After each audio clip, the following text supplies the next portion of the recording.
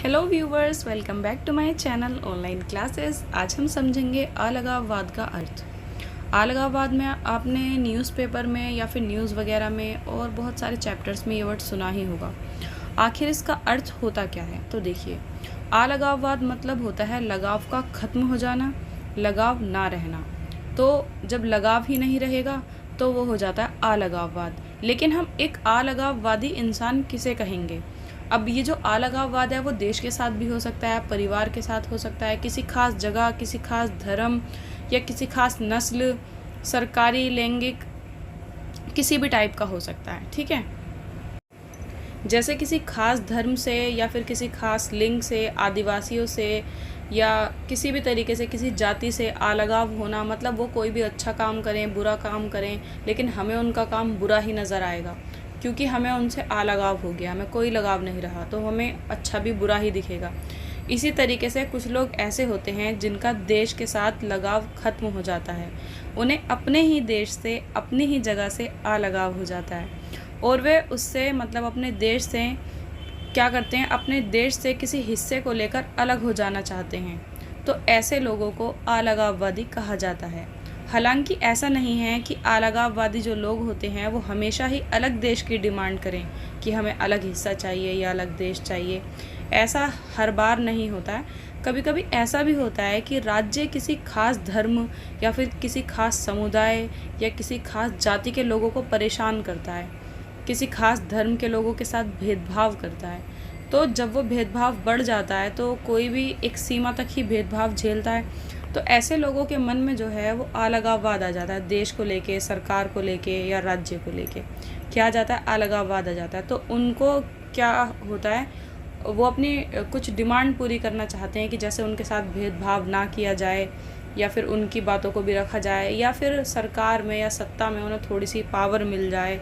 तो इस तरीके से उनका जो लगाव है वो वापस आ जाता है। तो अलगाववाद हमेशा ये नहीं चाहता कि उनको अलग देश मिलना चाहिए। कुछ राजनीतिक मामलों में ऐसा होता है कि स्वयं सत्ता, पावर मिल जाने पर, ठीक है, मतलब सत्ता में थोड़ी सी पावर मिल गई, कोई सीट मिल गई, कोई खास पावर मिल गई, उससे राज्य द्वारा सभी नागरिकों के समान व्यवहार मिल जाने पर, कि जो राज्य है वो सभी नागरिकों को धर्म के आधार पर ना बांटे, सभी के साथ समान तरीके का व्यवहार करें, तब भी जो अलगाववादी होते हैं वो संतुष्ट हो जाते हैं। इतने भी, मतलब उन्हें फिर से लगाव हो जाता है। हमेशा ऐसा नहीं होता। लेकिन आज के समय में क्या हो रहा है, आज के समय में अलगाववाद का होना एक आम बात सी हो गई है। मतलब ज़रा सी चीज़ों पे देश के नागरिकों को अलगाववाद हो जाता है। हर एक देश में ऐसे लोग रहते हैं जिनके साथ राज्य भेदभाव करता है। देखा जाए तो कहीं गोरे कालों के ऊपर भेदभाव किया जाता है, तो कहीं जाति के आधार पर भेदभाव किया जाता है, तो कहीं नस्ल के आधार पर भेदभाव किया जाता है।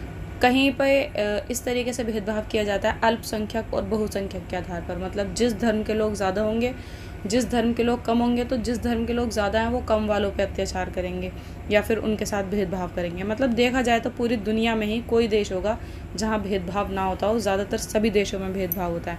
इसलिए हर एक देश में अलगाववादी भी मिल ही जाते हैं। लेकिन आजकल लोग छोटी छोटी बातों पर भड़क जाते हैं, छोटी छोटी बातों को लेकर सड़कों पर उतर आते हैं। और आजकल सरकार भी जो बात है वो बहरी हुई बैठी है, इसलिए लोगों को सड़कों पे आना पड़ता है। वहीं लोग भी कम नहीं है। जैसे आरक्षण, कोई आरक्षण चाहता है तो कोई आरक्षण को ख़त्म करना चाहता है। जो आरक्षण चाहता है उसको भी सड़क पे आना है और जो आरक्षण को ख़त्म करना चाहता है उसको भी सड़क पे आना है। मतलब सबको ही अलगाववाद हुआ पड़ा है। कभी काम के नाम पर, कभी महंगाई के नाम पर, हर चीज़ पे लोग भड़क जाते हैं, पब्लिक प्रॉपर्टीज़ का नुकसान करते हैं। वहीं धर्म के नाम पर भेदभाव, रंग के आधार पर भेदभाव, जाति के आधार पर भेदभाव, लिंग के आधार पर भेदभाव, इतने सारे भेदभाव और इतनी सारी असमानताएं हैं, तो यहाँ फिर अलगाववाद पैदा हो जाता है। इसलिए ये जो धारणाएं हैं ये अलगाववाद का रूप ले लेती हैं। अगर हम जानें कि अलगाववाद के कारण क्या हैं, तो कारण यही हैं: भेदभाव, नरसंहार, लोगों को प्रताड़ित करना, चाहे वो धर्म के आधार पर हो, संस्कृति या भाषा के आधार पर, किसी अलग राज्य को गलत तरीके से, नाजायज़ तरीके से अपने देश में मिला लेना, ठीक है, अपने राज्य में मिला लेना, उसे जोड़ लेना। तो वो हमेशा ही, चाहे कितना भी टाइम हो जाए, कितने भी साल हो जाए, वो अलग होने की ही डिमांड करता रहता है। गलत राजनीतिक फैसले लेना, इससे अलगाववाद की स्थिति पैदा होती है।